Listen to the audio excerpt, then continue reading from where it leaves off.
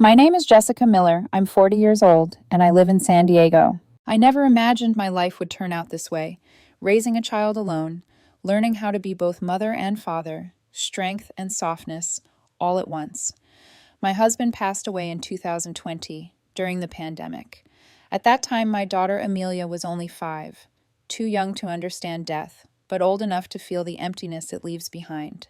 From the day I buried my husband, I made a promise to myself. No matter how hard life became, I would protect Amelia's heart. For 2 years, I thought I was doing a good job. I was wrong. It happened on a quiet weekend in October 2023, the day that forever changed my relationship with my sister and scarred my daughter in a way no child deserves. The invitation came from my older sister, Tessa. Her son, Mateo, was turning 8. Tessa's house was in one of those wealthy suburban neighborhoods, manicured lawns, oversized gates, everything polished to impress. Amelia didn't ask for a store-bought gift. Instead, she spent 5 full days drawing a picture for her cousin. Every afternoon after school, she sat at the dining table, tongue slightly out, eyebrows scrunched in concentration, coloring carefully. She drew herself holding Mateo's hand in a garden. Flowers everywhere, bright skies, 2 smiling children. It was innocent, pure, real. On the drive there, Amelia hugged the pink-wrapped gift box tightly. "Mom," she asked softly from the back seat, "do you think Mateo will like my painting?" I smiled at her through the rearview mirror. "I'm sure he will, sweetheart." A minute later, her voice came again, quieter. "But what if it's not as good as the gifts from the store?" I took a breath. "The most beautiful gift isn't the most expensive one," I said. "It's the one made with love." She went silent. Then she whispered the question that shattered me. "If Dad were still alive, would he help me buy a prettier gift?" My hands tightened on the steering wheel. "He would tell you the same thing I just did," I said gently. "He loved the things you made with your own hands." She smiled. Just a little. I had no idea that smile would be taken from her before the night ended. When we arrived, the party was already in full display. Balloons, gourmet food, a giant cake, a hired clown. Nearly 30 guests. Everything screamed money. My parents rushed to Amelia first, hugging her tightly. That moment gave me false hope. I thought love would be enough. I was wrong. As the party grew louder, so did my unease. And as Amelia laughed in the corner, clutching her gift, I had no idea I was watching the last moment of her innocence. Because the real party hadn't started yet. And when it did, it would destroy everything. The gift table looked like something out of a celebrity event. Not a kid's birthday party. A perfectly staged display of wealth. Mateo sat in the center of the living room like a tiny king, legs swinging, chin lifted, surrounded by mountains of brightly wrapped boxes. Every adult gathered around with phones in hand, smiling like this was a performance they'd paid to see. Tessa stood behind him, proud, too proud. Her eyes swept the room as if she wasn't just hosting a party, but confirming her status. I stood near the back, Amelia tucked beside me, clutching her gift box like it was a fragile piece of her heart. Her fingers kept smoothing the pink wrapping paper again and again, as if she could calm her nerves by making it perfect. "Okay," Tessa clapped loudly, drawing everyone's attention. "Time for presents?" The room cheered. Mateo's eyes lit up in a way that didn't look like childhood excitement. It looked like hunger. The first gift was from Tessa and Brian. Brian handed Mateo a long, sleek box. Mateo ripped it open so aggressively the paper tore in one pull. Inside was an expensive remote control off-road car, the kind you see in commercials where it jumps over dirt hills like it's alive. Mateo squealed. Tessa threw her head back and laughed like she'd just won something. "Oh my God," someone gasped. "That's not cheap." Tessa smiled. "Only the best for my boy." Mateo didn't even say thank you. He just hugged the car and inspected it the way grown men inspect watches. Then the next gift, a gaming system, a high-end headset, a drone. Mateo's reactions were consistent. Wide smile for the expensive things, dismissive nod for anything else. I watched the pattern forming, like a stain spreading in water. My parents gave him a Lego robot kit, something he'd mentioned months ago. My mother had remembered because she listens. Mateo smiled politely, but his attention drifted immediately to the next box. I saw my father's jaw tighten. Amelia, meanwhile, kept whispering to herself, "He'll like it. He'll like it. He'll like it." My heart began to pound in an anxious rhythm I couldn't explain. It was just a child's party, I told myself. Just gifts. Just a moment. But then Tessa's voice cut through the room again. "All right," she said brightly. "Next is Amelia." Suddenly all eyes turned. My daughter froze. Her small shoulders rose like she was bracing for impact. I crouched down beside her. "You've got this," I murmured. "It's beautiful." She nodded, but her mouth trembled. She stepped forward, holding the pink gift box with both hands, and placed it on Mateo's lap like it was sacred. Mateo ripped it open fast. Too fast. The box opened.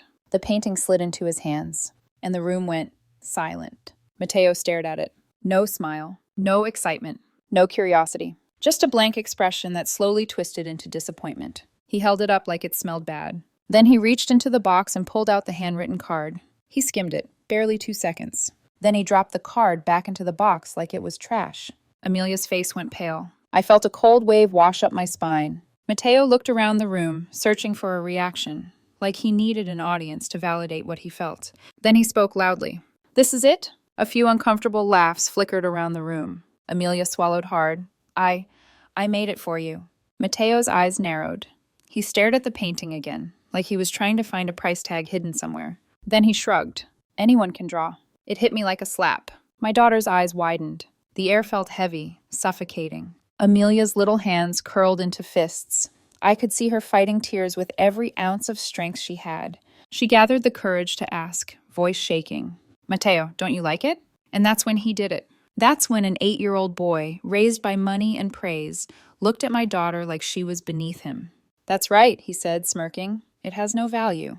No value. I felt heat rising in my chest, anger so sharp it tasted metallic. I stood up and took 2 steps forward, forcing my voice to stay steady. "Mateo," I said firmly, "that painting took Amelia 5 days to make. She worked on it every day after school. That is—" Before I could finish, my father stood too. His presence was calm but powerful, like a wall. He looked directly at Mateo. "Son," he said, voice deep, "that gift is priceless. It's made with love."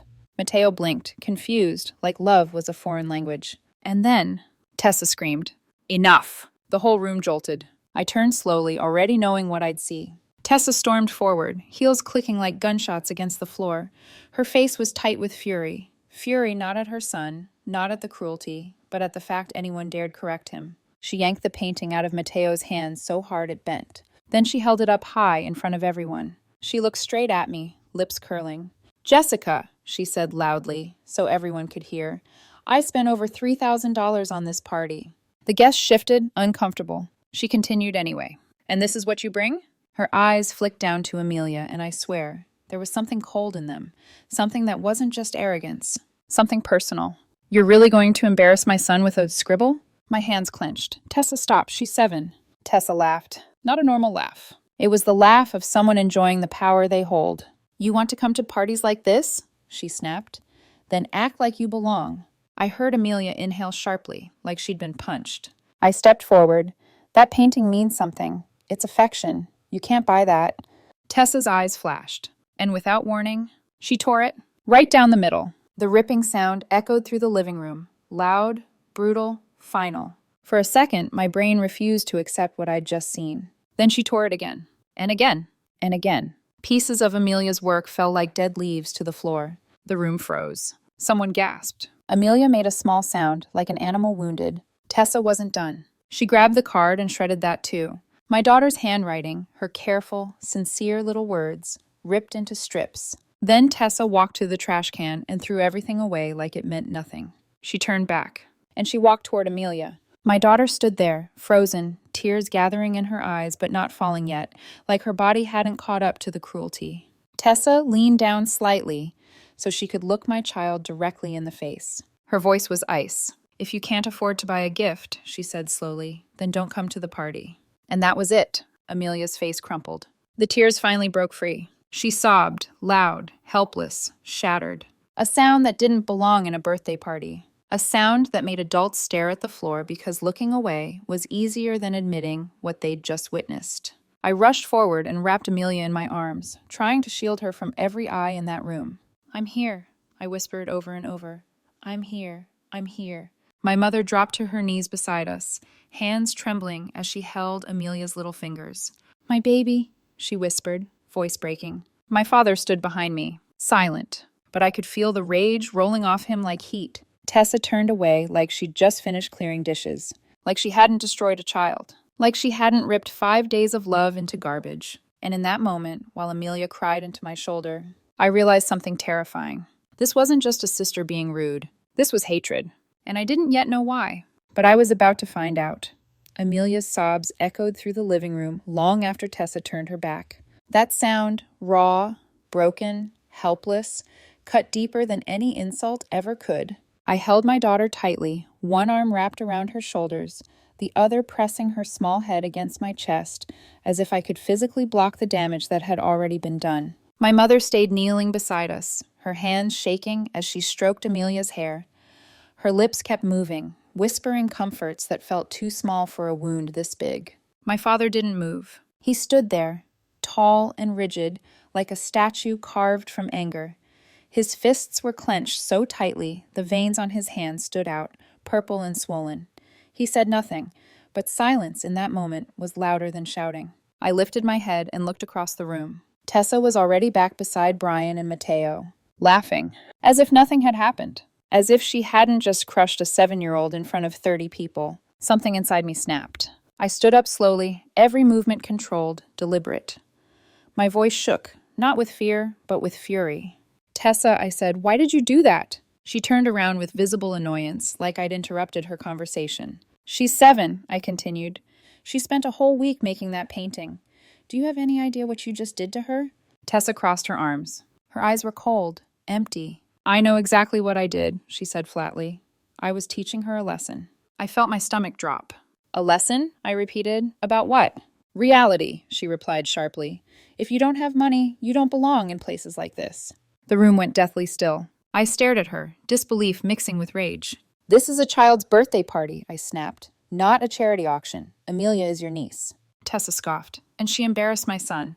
"That embarrassment was kindness," I shouted. "Something you clearly don't understand." Brian stood behind her, eyes glued to the floor. He didn't say a word, didn't defend his wife, didn't defend my daughter either. His silence disgusted me almost as much as Tessa's cruelty. Before I could speak again, my father stepped forward. His voice was low but powerful. "Tessa," he said, "I cannot believe you treated Amelia like that. She lost her father when she was 5. She suffered enough."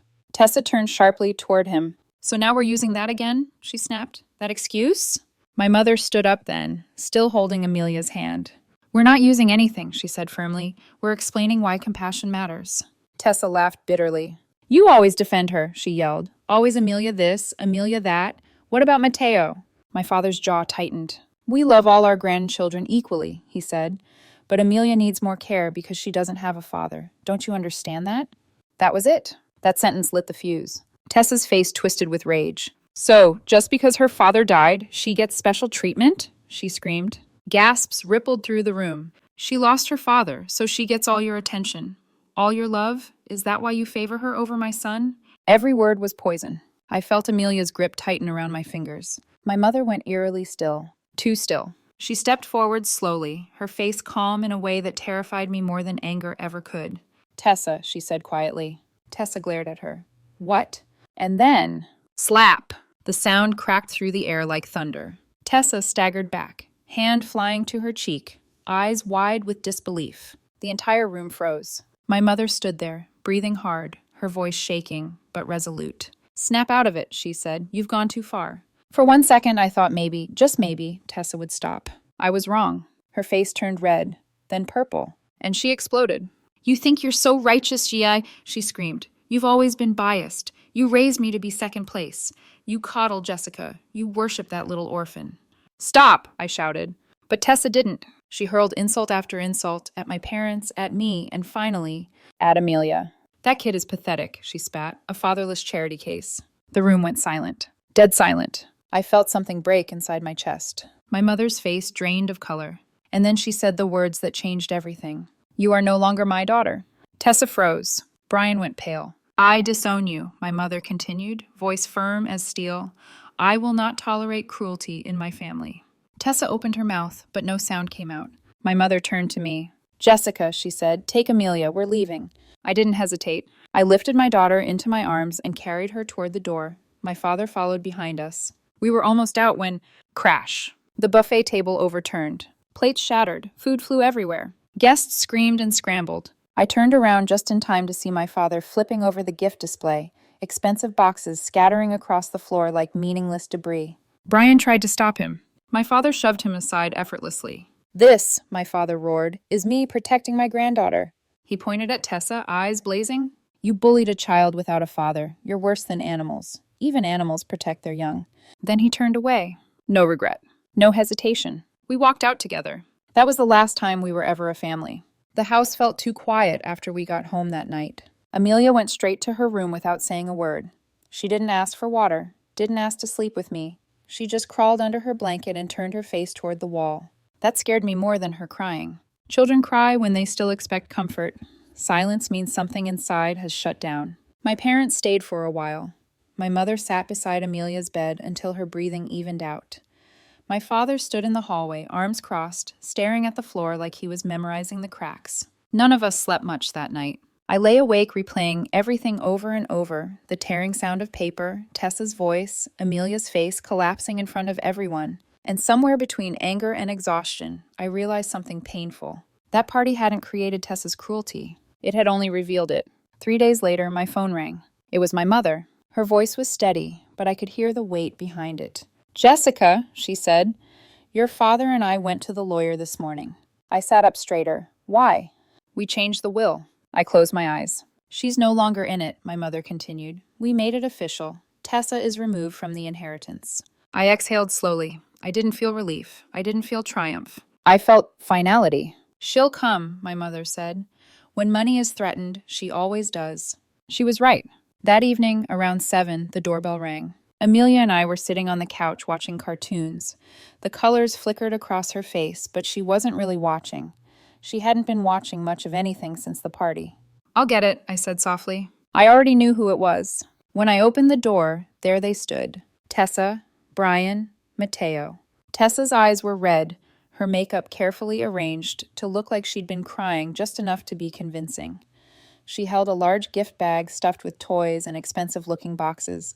Brian stood beside her, holding something wrapped in newspaper. Matteo stayed behind them, eyes down, unusually quiet. I didn't invite them in. I didn't move aside. I stood there, blocking the doorway. Amelia peeked around my leg and immediately froze when she saw them. Her small hands grabbed the back of my shirt, gripping it like an anchor. Tessa forced a smile. "Jessica," she said sweetly. "Too sweet. We came to apologize." Brian nodded quickly. "Yes, we thought a lot about what happened." He carefully unwrapped the newspaper, and there it was. Amelia's painting. Every torn piece taped back together like a fragile puzzle. The card, too, creased, scarred, but whole again.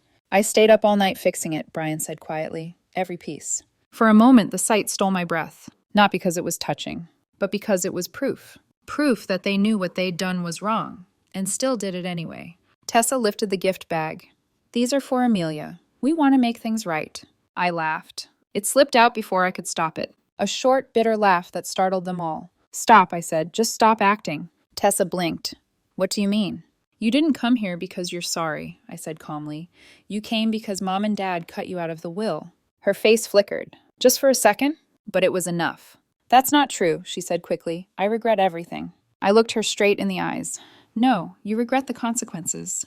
Tessa's mouth opened, but before she could speak, Amelia moved. She stepped out from behind me. My heart stopped. She stood there, small and quiet, facing the woman who had shattered her. Her voice didn't shake. Her eyes didn't drop. "Go away," Amelia said softly. The room went still. "I will never forgive you." 7 years old. And steadier than any adult standing there. Tessa stared at her, stunned. She looked like she'd been slapped again, this time by truth. Amelia turned and walked back into the living room.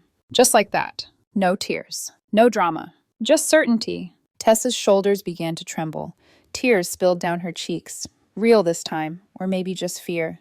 But I felt nothing for her. I took the painting from Brian's hands and gently placed it on the table beside me. Then I looked at all three of them. "Go home," I said, "and don't come back." I closed the door. And for the first time since the party, I felt like I had truly protected my daughter. 2 years have passed since that night. Amelia is 9 now. Sometimes I catch myself staring at her when she doesn't know I'm looking, watching the way she concentrates when she draws, the way she tilts her head slightly to the left, just like her father used to when he was thinking. She grew taller, stronger. But there's a quietness in her now that didn't exist before. Not sadness, awareness. She still draws every day. The dining table is once again covered in pencils, crayons, half-finished sketches. But there's one difference. She's selective now. She doesn't give her drawings to everyone, only to people who've proven they deserve them, and I let her. My parents come over every weekend like clockwork.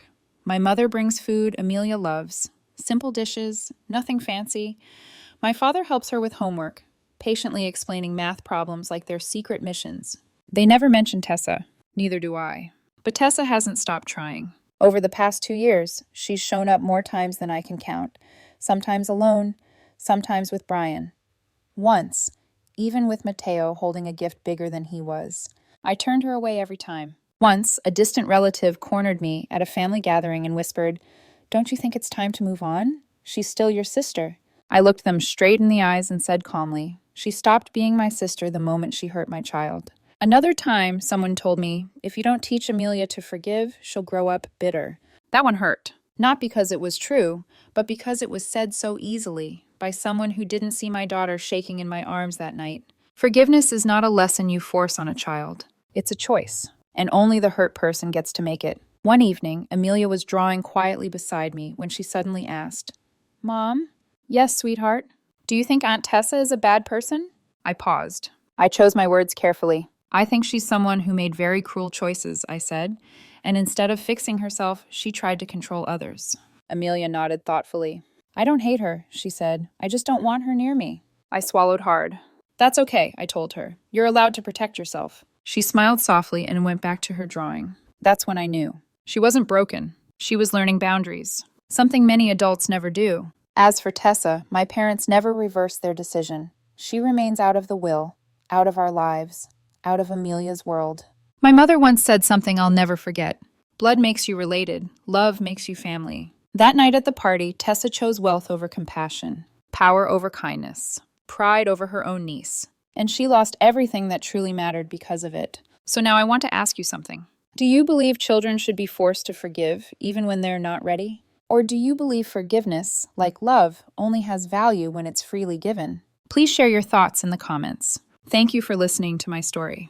And if you believe protecting a child's heart is more important than keeping toxic family ties, then you already know the answer.